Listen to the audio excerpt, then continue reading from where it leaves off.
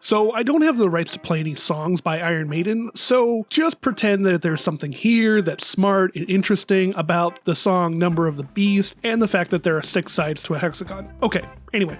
On with the show. Welcome back to another video review here on Mummified Games. Today, we're going to be talking about the map making kit tool program, Hex Kit, by Cone of Negative Energy. This obviously isn't a game review, but it is an interesting tool that came with the itch.io bundle for racial justice and equality. This map making toolkit lets you make maps. Okay, well that was sort of obvious by its description. The tool lets you quickly make maps in a hexagonal grid. Most of the people familiar with role-playing games or D&D are going to be mostly familiar with square maps, but there are a handful of games outside D&D that work in a hexagonal pattern. Something that uses that in this bundle is the mech game Lancer. I want to talk mostly about my personal experience with this program and what I ran into and the process of trying to use this tool. As I mentioned in the last video, I do run a Dungeons & Dragons campaign, and if there was a quick and easy way of making larger world maps, that would cut down on some production time. Okay, so program installed and ready to start. Let's start capturing the game and figuring out what's going on. JavaScript error. Okay, that's weird. Let's try booting it again. Same thing. Okay, so this isn't the first time I've had to diagnose and figure out what might be going on. A quick scroll through the store page says, note,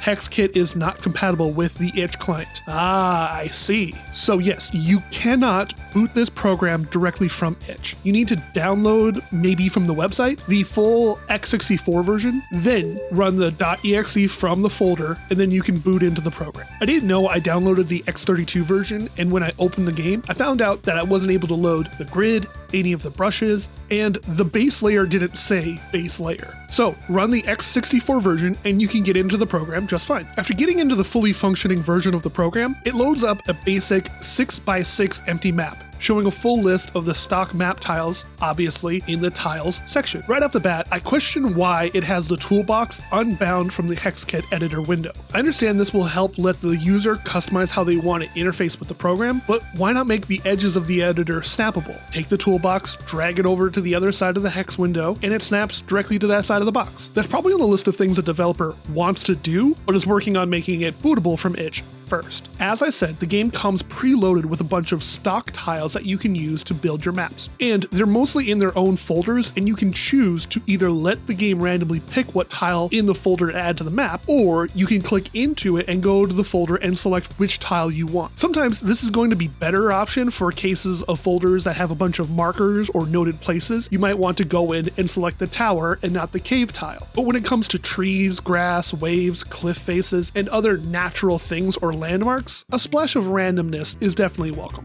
Another nitpick. Why would you set the default function of the scroll to zoom? As someone who comes from the Adobe ecosystem, and 90% of the world uses a scroll to move the window. And then there are some sort of hotkeys that make the window zoom, like holding control. So I opened a large 24x24 map and decided I was going to make an island. Started off by making waves, then maybe draw out a circle on the island. Throw some cliffs off the perimeter, and it was at this point where I could see the story from this island starting to come together in my head. The adventurers shipwrecked on an island. There's only one way to get off the island. Yeah, and maybe they had to set up camp and there's a sandy beach with a single palm tree. Well, that's great for starts, but what's on the island? Okay, well, maybe they're going to be a border of nothing but grass for 2 grids all around the perimeter, and then there's going to be a thick forest in the middle. Yeah.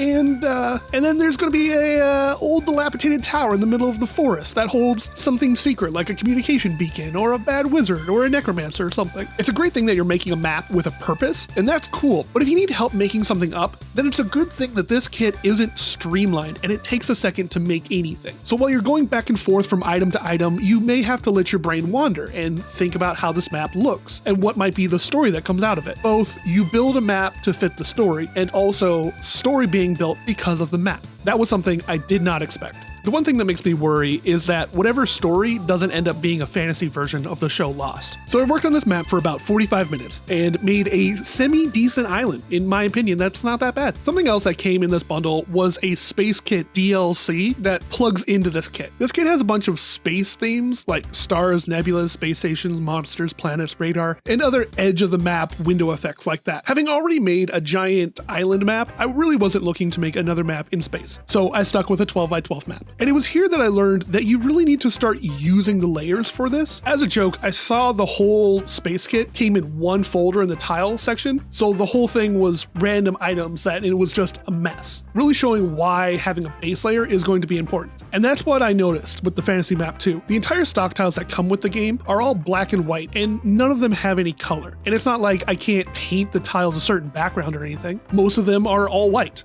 So when using the space kit, I needed to make the entire map nothing but black stars on the base layer, and then add things on top of that, like planets and nebulas. Because if I didn't, then it would have just transparent chunks missing in the middle of it. Highly recommend doing it this way if you're looking to build space things. In the fantasy map, I couldn't understand why you would need a second layer or not. Maybe lines of sight stuff when your character would make it up to a next level in the tower, or like games like StarCraft, how you move up ramps and you can see the next level up. The star map I made was fine, nothing crazy. I don't play any space hexagonal games, so I couldn't tell you what sort of story I built around it. The last thing I did with this tool was try to mess around with the make your own tile part of the tool. Lately, I've been needing to make sort of snowflake fractals for another thing I'm working on. I grabbed one of the PNGs that came with the space station kit. The images are 210 by 210 pixels. Grabbed one, copy, make a hexagonal and match the size, and then fill it with anything I want. So that means a weird cube looking thing. Export as PNG, put it in its own folder, and import it to the map editor. And nothing. Well, I'm at about an hour testing this program, so I would need to cut it off here so I can start writing this review script. I'm sure if I looked into it more, maybe I could figure it out more. Full thought. This tool is simple and has a basic design to make your own maps. If someone needs an illustration tool, then for 15 bucks, this is a heck of a deal. But for someone who has Adobe Illustrator, it's lacking in a lot of respects. But hold on, that's like complaining that you have super strength and your buddy has telepathy. Both are great superpowers, but there are things you just can't do with super strength. I like how this game gives you the option to randomly fill in a tile from a list of options. There's the stacking option, sort of like brushes in Clip Studio Paint or some other painting program, that you can quickly rotate a tile on a 60-degree angle. Something like that in Illustrator just doesn't do. It locks at a 45-degree rotation snaps. You would need to right-click on it, go to transform, rotate, type in the degree you want, and then it works. A lot of the stuff that's great about this is the simplicity. Yeah, I could make a bunch of hexagons in Adobe Illustrator, but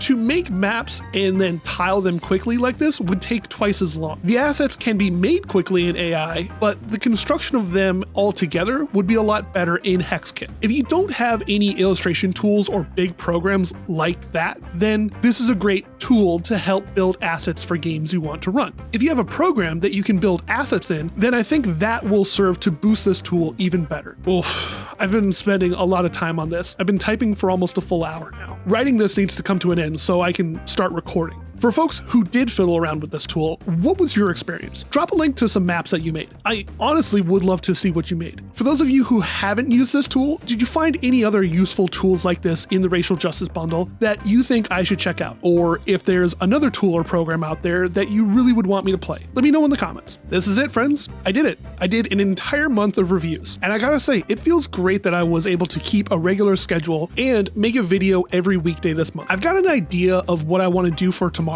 but honestly, I would love to take a break. Just for a second. I want to take the rest of this week off and enjoy the time leading up to the 4th of July and not stress about making these videos. Don't worry though, if you've enjoyed these videos, I'm not going to take a giant break like last time. I do hope to make new videos again very soon. In the meantime, oh man, I'm at 5 pages. All right, that's it. I'm done talking. I'm going to wrap it up here. You all do the YouTube dance, like, sub, bell, share, and let me know what you think. And as always, friends, keep digging and we'll make it out sometime. See you in the next one.